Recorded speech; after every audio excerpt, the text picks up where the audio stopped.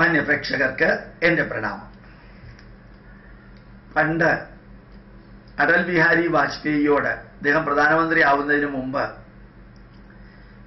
ഒരു ചോദ്യം ചോദിച്ചു അത്ര, അങ്ങ് പ്രധാനമന്ത്രി ആയാൽ ഏതെല്ലാം ദിവസമാണ് അങ്ങ് ഹോളിഡേ കൊടുക്കാം? അദ്ദേഹം മറുപടി പറഞ്ഞു, ഇന്നത്തെ ഹോളിഡേ എല്ലാം മാറ്റും, എല്ലാ പുണ്യ ദിവസങ്ങളും, എല്ലാ ഹോളി ഡേയ്സ് HOLY, എല്ലാ പരിശുദ്ധ ദിവസങ്ങളും എക്സ്ട്രാ വർക്കിംഗ് ഡേ ആക്കും എന്നായിരുന്നു പറഞ്ഞത്. അപ്പൊ തിരിച്ചൊരു ചോദ്യം ചോദിച്ചു, അതെന്തുകൊണ്ടാണ് അങ്ങനെ?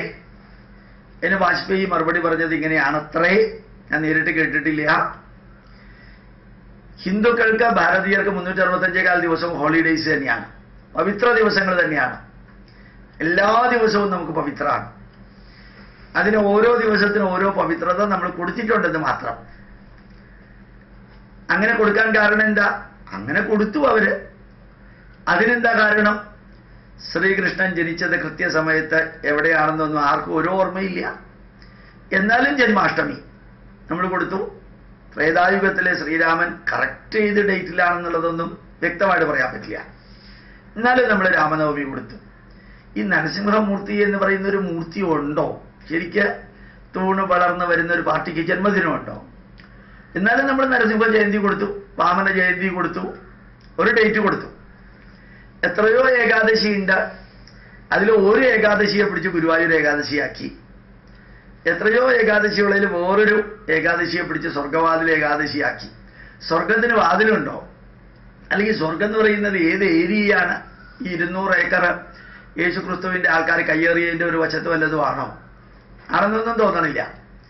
ഈ സ്വർഗവാതിൽ ഏകാദശി അങ്ങോട്ടാക്കി, തൃപ്രയാർ ഏകാദശിയാക്കി. പിന്നെ വിജയദശമി, എന്താ ഇതിന്റെ പ്രത്യേകത? വിജയത്തിന്റെ ദശമി, അത്ര തന്നെ നവരാത്രി.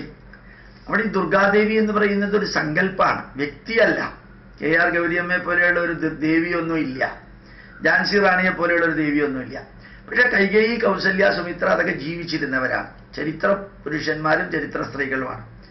പക്ഷെ പ്രഥമം ശൈലപുത്രീതി, ദ്വിതീയം ബ്രഹ്മചാരിണി, തൃതീയം ചന്ദ്രഖണ്ഡേതി, കുഷ്മാണ്ഡേതി ചതുർത്ഥകം, പഞ്ചമം സ്കന്ദമാദേതി, ഷഷ്ടം കാർത്യായനീതി ച, സപ്തമം കാളരാത്രി ച, മഹാഗൗരീതി ചാഷ്ടമം, നവമം സിദ്ധിദാത്രി ച, നവദുർഗാ പ്രകീർത്തിത. 9 ദുർഗകളുടെ പേരിൽ 9 ദിവസം നവരാത്രി സെലിബ്രേറ്റ് ചെയ്തപ്പോഴത്തേക്കൊക്കെ ഇമാജിനറി ഫിഗറാണ്. ശരിക്ക് നമ്മൾ ഈ ലളിതാ സഹസ്രനാമത്തിൽ ഒരു മന്ത്രമുണ്ട്, ശ്രീമാത്രേ നമഃ, ശ്രീ മഹാരാജ്ഞൈ നമഃ, ശ്രീമത് സിംഹാസനേശ്വര്യൈ നമഃ, ചിദഗ്നികുണ്ഡ സംഭൂതായൈ നമഃ. ചിത്ത് അഗ്നികുണ്ഡ സംഭൂതായൈ നമഃ. ചിത്ത എന്ന് പറഞ്ഞാൽ ചിന്താമണ്ഡലത്തില്, ചിന്താമണ്ഡലമാകുന്ന അഗ്നികുണ്ഡത്തിൽ ഇമാജിനറി ഫിഗറായിട്ട് ജനിച്ചു വന്നവളെ എന്നാണ് ദേവിയെ കുറിച്ച് പറയാം. ചിത്ത് അഗ്നികുണ്ഡ സംഭൂതായൈ നമഃ. അപ്പൊ യഥാർത്ഥത്തിൽ ഒറിജിനൽ സ്ത്രീ അല്ല, ഇമാജിനറിയാ. അവർക്കും കൊടുത്തു നമ്മള് ദുർഗാഷ്ടമി, മഹാനവമി, വിജയദശമി. ഇത് രസല്ലേ? വിജയദശമി സരസ്വതിക്ക്, ദുർഗാഷ്ടമി പാർവതിക്ക്, മഹാനവമി ലക്ഷ്മിക്ക് ഒക്കെ ആയിട്ട് ഡിവൈഡ് ചെയ്തു. അങ്ങനെ നമ്മൾ ഒരു ദിവസം കണ്ടെത്തിയതാണ് മേടമാസത്തിലെ, യഥാർത്ഥത്തില് സൂര്യൻ മേടരാശിയില് 10ാം ദിവസം 10ാം ഉദയം ഉച്ചത്തിൽ നിൽക്കുന്നു. സൂര്യൻ മേടം രാശിയിൽ 10 ഡിഗ്രിയിൽ വരുമ്പോഴാണ് 10ാം ഉദയം, സൂര്യന്റെ ഉച്ചത്തിലെ അവസ്ഥയാണ്. അപ്പൊ ആ 10ാം ഉദയത്തിൽ സൂര്യൻ മേടം രാശിയിൽ ഉച്ചത്തിൽ നിൽക്കുമ്പോൾ ശുക്ലപക്ഷത്തിലെ തൃതീയ എന്ന ദിവസം, വൈശാഖ മാസത്തിലെ ശുക്ലപക്ഷത്തിലെ തൃതീയ എടുക്കുന്നത് ശരിയാണ്. സംസ്കൃതത്തിലെ വൈശാഖമാസം, വൈശാഖമാസം ഏറ്റവും പുണ്യമാസമാണ്. ഏറ്റവും അധികം ഫലമൂലാദികൾ ഉണ്ടാവുന്ന മാസമാണ് വൈശാഖമാസം. മാങ്ങ, ചക്ക എല്ലാം നിറച്ചുണ്ടാവുന്നത് വൈശാഖമാസത്തിലാണ്. വൈശാഖമാസത്തിലാണ് പാവങ്ങൾക്ക് ദാനം ചെയ്യുക. ആ മാസം തന്നെ തിരഞ്ഞെടുത്തിരുന്നത് പാവങ്ങൾക്ക് ഓരോന്ന് കൊടുക്കാനുള്ളതാണ്. അപ്പോൾ വൈശാഖ മാസത്തിലെ ശുക്ലപക്ഷത്തിലെ, അതായത് കർത്തവാവിൽ നിന്ന് ചന്ദ്രൻ വെളുത്ത വാവിലേക്ക് പോകുന്ന ദിവസത്തിലെ തൃതീയ, അതിനെന്താ പ്രത്യേകത? ശരിക്കും ഒരു പ്രത്യേകതയും ഇല്ല, ഓരോ പ്രത്യേകതയും ഇല്ല. പ്രത്യേകത ഉണ്ടെന്ന് അവിടെ വരുത്തി തീർത്തു. അതാരാ വരുത്തി തീർത്തത്? അത് മംഗലാപുരത്തുകാരാണ് വരുത്തി തീർത്തത്. എൻ്റെ റൂട്ട് മംഗലാപുരത്തിലാണ്. ഒരു 10-25 വർഷം മുമ്പ് അക്ഷയ തൃതീയ എന്ന് നിങ്ങൾ കേട്ടിട്ടുണ്ടോ? ഇവിടെ ഈ അക്ഷയ തൃതീയയുടെ പ്രത്യേകത എന്താ അറിയാമോ? ഏത് ജാതിയിൽപ്പെട്ട വ്യക്തികൾക്കും ഫ്രീ ആയിട്ട് പൂണൂലിട്ട് കൊടുത്ത് വേദമന്ത്രങ്ങൾ പഠിപ്പിച്ചാൽ 7 തലമുറ 7 ജന്മം പുണ്യം കിട്ടുന്നതാണ് പറയുക. അങ്ങനെയാണ് ക്ഷയമില്ലാത്ത തൃതീയ, മംഗളകരമായ തൃതീയ. അക്ഷയം, ക്ഷയം ഇല്ലാത്ത തൃതീയ, നാശമില്ലാത്ത, ഡീഗ്രഡേഷൻ ഇല്ലാത്ത, ഡീകെ ഇല്ലാത്ത, ഡെനിഗ്രേഷൻ ഇല്ലാത്ത തൃതീയ. അപ്പൊ അക്ഷയ തൃതീയ എന്തുകൊണ്ടാ ദിവസത്തിന്റെ പ്രത്യേകത? ഒരു പ്രത്യേകതയില്ല. നമ്മൾ ജസ്റ്റ് അങ്ങ് തീരുമാനിച്ചു. ആര് തീരുമാനിച്ചു? മംഗലാപുരത്തുകാരൻ. ആ മംഗലാപുരത്തെ അക്ഷയ തൃതീയ കേരളത്തിൽ കൊണ്ടുവന്നത് ആരാണെന്നറിയാമോ?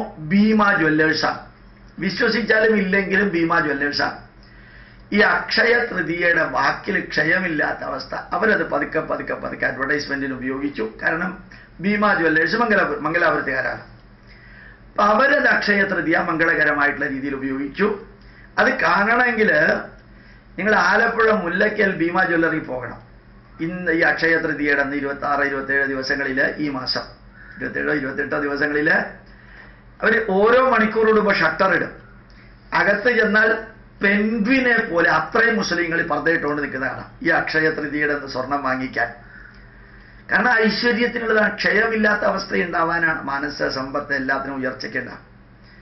അപ്പൊ മംഗലാപുരത്ത് നിന്ന് അക്ഷയ തൃതീയ എന്നുള്ള സംഭവം കേരളത്തിൽ കൊണ്ടുവന്നപ്പോൾ ഇപ്പൊ ജോസ്കോട്ട് ജ്വല്ലറും ചെമ്മണ്ണൂർ ജ്വല്ലറും ആലപ്പാട്ടും കോലപ്പാട്ടും അതുപോലെ ചാക്കോളാസും ചേർത്ത് സ്വർണത്തിൽ ആയി. കല്യാൺ ജ്വല്ലേഴ്സ് അത് സാരിയാക്കി, വേറെ ചിലർ അത് സ്റ്റീൽ പാത്രമാക്കി, വേറെ ചിലർ mobile ഫോണാക്കി. Akshaya Tritiya mobile phone വരെ എത്തി. തെറ്റാണോ എന്ന് ചോദിച്ചാൽ ഒന്നും തെറ്റല്ല. നന്മയ്ക്ക് വേണ്ടി നിങ്ങൾ എന്തിനെ ഉപയോഗിച്ചാലും അതൊക്കെ രസ. Industrial development, economical development, social development, academic development, അങ്ങനെയുള്ള ഡെവലപ്മെന്റിന് ഇതുമാതിരിയുള്ള ആഘോഷങ്ങൾ നല്ലതാണ്. ഹിന്ദുക്കൾക്ക് ദുഃഖത്തിന്റെ ദിവസങ്ങളില്ല. ശ്രീകൃഷ്ണൻ ജനിച്ച ദിവസമേ ഉള്ളൂ. ശ്രീകൃഷ്ണൻ സ്വർഗാരോഹണം ചെയ്ത ദിവസം ഹിന്ദുക്കൾക്ക് അറിഞ്ഞുകൂടാ. ശ്രീരാമൻ ജനിച്ച ദിവസം രാമനവമി. ശ്രീരാമൻ സരയൂ നദിയിൽ ദേഹത്യാഗം ചെയ്ത ദിവസം ആർക്കും അറിഞ്ഞുകൂടാ. എല്ലാത്തിനെയും ജയന്തിയുണ്ട്. എല്ലാം പോസിറ്റീവാണ്. ഇവിടെ ദുഃഖ വെള്ളിയാഴ്ച, പെസഹ വ്യാഴാഴ്ച, മണ്ണാങ്കട്ടി, തേങ്ങാക്കൊല ഒന്നുമില്ല. അവിടെ പ്രവാചകൻ ഓടിപ്പോയ ദിവസം, ശ്രീകൃഷ്ണൻ ഓടിപ്പോയ ദിവസം അങ്ങനെയൊന്നുമില്ല. വൃന്ദാവനത്തിൽ നിന്ന് മധുരയിലേക്കും മധുരയിൽ നിന്ന് ദ്വാരകയിലേക്കും ഒക്കെ പോയ ദിവസമൊന്നും ആരും ഓർക്കാറില്ല. ഒക്കെ പോസിറ്റീവിനാ പോയത് കേട്ടോ, ഓടിപ്പോയതൊന്നുമല്ല. ഇവിടെ മുഴുവനും പോസിറ്റീവായി ഈ രാഷ്ട്രത്തില്. അങ്ങനെ വിശാഖ മാസത്തിലെ ശുക്ലപക്ഷത്തിലെ തൃതീയ അക്ഷയ തൃതീയാക്കി. ഒരു ദിവസമേ തൃതീയ വരുള്ളൂ. അതിനെ ചിലപ്പോൾ 2 ആക്കി. ഇപ്രാവശ്യം ഏപ്രിൽ മാസത്തിൽ 2 ദിവസം ആണ് സ്വർണ്ണ കച്ചവടം, സാരി കച്ചവടം. ഇനി വാഹന കച്ചവടം ഉണ്ടോ എന്ന് എനിക്ക് അറിഞ്ഞൂടാ. ഏതായാലും അക്ഷയ തൃതീയ എന്താണെന്നൊന്ന് വിവരിക്കണമെന്ന് പലരും എന്നോട് എഴുതിയപ്പോഴത്തേക്ക് ഞാൻ വിചാരിച്ചു. കലണ്ടർ നോക്കിയപ്പോഴത്തേക്ക് ഇതിന്റെ പ്രത്യേകത എന്താ? ഒരു പ്രത്യേകതയില്ല. മേടമാസത്തിലെ ശുക്ലപക്ഷത്തിലെ വെളുത്ത വാവിലേക്ക് ചന്ദ്രൻ പോകുന്നതിന്റെ തൃതീയ, അത്രയേ ഉള്ളൂ. ആ തൃതീയ എന്ന് വെച്ചാൽ 3-ാം ദിവസം, ദ്വിതീയ എന്ന് വെച്ചാൽ 2-ാം ദിവസം, പ്രഥമ എന്ന് വെച്ചാൽ 1-ാം ദിവസം, ചതുർദശി എന്ന് വെച്ചാൽ 14-ാം ദിവസം, ത്രയോദശി എന്ന് വെച്ചാൽ 13-ാം ദിവസം, ഏകാദശി എന്ന് വെച്ചാൽ 11-ാം ദിവസം. അതിനെന്താ പ്രത്യേകത? ആ പ്രത്യേകത ഉണ്ടെന്ന് പറഞ്ഞു, അത്രയേ ഉള്ളൂ. പ്രത്യേകത ഉണ്ടെന്ന് പറഞ്ഞു, അത്രയേ ഉള്ളൂ. അതിനൊരു കാരണമില്ലേ? ഉണ്ടെന്ന് പറഞ്ഞത് തന്നെയാ കാരണം. ബാക്കിയെല്ലാം അങ്ങനെയല്ലേ. AD 463 വരെ ക്രിസ്തുമസ് എന്ന് പറയുന്ന സാധനം ഇല്ലായിരുന്നു. ആരോ തീരുമാനിച്ചു ക്രിസ്തുമസ് ആഘോഷിക്കാൻ. ഇപ്പൊ ക്രിസ്തുമസിന്റെ പേരിൽ നടക്കുന്നത് ഒന്നും പണ്ടുണ്ടായിരുന്നില്ല. ഈസ്റ്ററും പണ്ടുണ്ടായിരുന്നില്ല. പാഗൻസിന്റെ ഒരെണ്ണത്തിനെ കട്ടെടുത്തിട്ടുണ്ടാക്കിയതാണ്. ഇപ്പൊ എങ്ങനെയാണോ കൊടിമരവും കല്ലുമൊക്കെ എടുത്തിട്ട് പള്ളിക്കാരുടെ ഇതാക്കുന്നത്, ഈ ശിവരാത്രിയെ മിശിഹാരാത്രിയൊക്കെ ആക്കുന്നത്, അതേപോലെ ഓരോ മതത്തിന്റെ ഓരോ കഷ്ണം അവരെടുത്തിട്ട് അവരെ മൊത്തം മുടിപ്പിച്ച് അത് ഇവരുടേതാക്കി മാറ്റി അങ്ങനെ പോകുന്നു. അത് ശരിയാണോ എന്ന് ചോദിച്ചാൽ അവർ ചെയ്യുന്നുണ്ട്. ശരിയാണെന്ന് തോന്നുന്നവർക്ക് ശരി, ശരിയല്ല എന്ന് തോന്നുന്നവർക്ക് ശരിയല്ല. അപ്പോ ഇവിടെ അങ്ങനെ ഒരെണ്ണം നന്മകൾ എടുത്തിട്ടുണ്ട് തീർച്ചയായിട്ടും. പക്ഷെ മറ്റേതിനെ നശിപ്പിച്ചിട്ട് എടുക്കുകയോ ഇത് മാത്രം നല്ലതെന്ന് പറയുകയോ അതുകൊണ്ട് നിങ്ങളൊക്കെ ഇതിലേക്ക് വരണം എന്ന് പറയുകയോ ഒന്നും ചെയ്യുന്നില്ല. അക്ഷയ തൃതീയ എന്ന് പറയുന്നത് ശരിക്ക് ഹൈന്ദവന്റെ വിശ്വാസമാണ്. പക്ഷെ ചെമ്മണ്ണൂർ ജ്വല്ലേഴ്സ് ഉപയോഗിക്കുന്നുണ്ട്, ആലപ്പാട് ഉപയോഗിക്കുന്നുണ്ട്, ജോസ്കോ ഉപയോഗിക്കുന്നുണ്ട്, ചാക്കോളാസ് ഉപയോഗിക്കുന്നുണ്ട്, എല്ലാവരും ഉപയോഗിക്കുന്നുണ്ട്. ഒക്കെ ക്രിസ്ത്യൻസാണ്. അവരെല്ലാം ഇത് ഉപയോഗിക്കുന്നുണ്ട്. ഉപയോഗിക്കരുതെന്ന് ആരെങ്കിലും പറഞ്ഞോ? ഇല്ല. ഉപയോഗിച്ചാൽ കുഴപ്പമുണ്ടോ? വളരെ നല്ലതാ. നല്ലത് ആരുപയോഗിച്ചാൽ എന്താ? തെറ്റിദ്ധരിപ്പിച്ചും പറ്റിച്ചും വഞ്ചിച്ചും ചതിച്ചും ഉപയോഗിക്കരുതെന്നേ പറഞ്ഞിട്ടുള്ളൂ. നല്ലതല്ലാതെ ആരുപയോഗിച്ചാൽ എന്താ? അങ്ങനെ ഉപയോഗിക്കാൻ സാധിക്കുന്ന ഒരു ദിവസമാണ് അക്ഷയ തൃതീയ. അതിൽ വേറെ പ്രത്യേകതകളൊന്നുമില്ല. ആരും ജനിച്ച ദിവസമോ ആരെങ്കിലും സ്വർഗാരോഹണം ചെയ്ത ദിവസമോ ആരെങ്കിലും രാജാവായി വാണ ദിവസമോ ഒന്നുമല്ല. വേണമെങ്കിൽ പിന്നീട് ആ ദിവസത്തിന്റെ പ്രത്യേകത ഏതെങ്കിലും പുരാണത്തിൽ നോക്കിയാൽ എല്ലാ പുരാണത്തിലും ഈ 15 തിഥികളുടെയും 27 നക്ഷത്രങ്ങളുടെയും 12 മാസങ്ങളുടെയും 60 വർഷങ്ങളുടെയും മഹത്വം കൊടുത്തിട്ടുണ്ട്. എല്ലാ പുരാണങ്ങളിലും ഉണ്ട്. എന്തിന്റെ? ആഴ്ചയിലെ 7 ദിവസത്തിന്റെ തിങ്കൾ, ആഴ്ച, ചൊവ്വാഴ്ച, ബുധന, അതിന്റെ മഹത്വം കൊടുത്തിട്ടുണ്ട്. അതുപോലെ തന്നെ 15 തിഥികളുടെ മഹത്വം കൊടുത്തിട്ടുണ്ട്, കർത്തവാവും വെളുത്തവാവും ഉൾപ്പെടെ. അതുപോലെ തന്നെ 27 നക്ഷത്രങ്ങളുടെ അശ്വതി, ഭരണി, കൽച്ചട്ടി തുടങ്ങി രേവതി വരെയുള്ള ഭംഗിയായിട്ട് 27 നക്ഷത്രങ്ങൾ. അശ്വതി, ഭരണി, കൽച്ചട്ടി അല്ലാട്ടോ, ഞാൻ വെറുതെ പറഞ്ഞതേ ഉള്ളൂ. അതുപോലെ തന്നെ 12 മാസങ്ങൾ, ചിങ്ങം, കന്നി, തുലാമുണ്ട്, ചൈത്രം, വൈശാഖം തുടങ്ങിയ അങ്ങനെയുള്ള മാസങ്ങളുടെ ഉണ്ട്. ഇങ്ങനെ എല്ലാത്തിനും ആർബിട്രറിലി ഫിക്സ് ചെയ്തിരിക്കുകയാണ്. ഇനി ഏതെങ്കിലും കാരണം ഉണ്ടെങ്കിൽ തന്നെ ആ കാരണവും ആർബിട്രറിലി ഫിക്സ് ചെയ്തിരിക്കുന്നതാണ്. അതിനോട് പുരാണ കഥകൾ ചേർത്ത് ഗ്ലോറിഫൈ ചെയ്തു. അങ്ങനെ അക്ഷയ തൃതീയ മനസ്സിലായി എന്ന് വിചാരിക്കുന്നു. പ്രണാമം, നമസ്കാരം.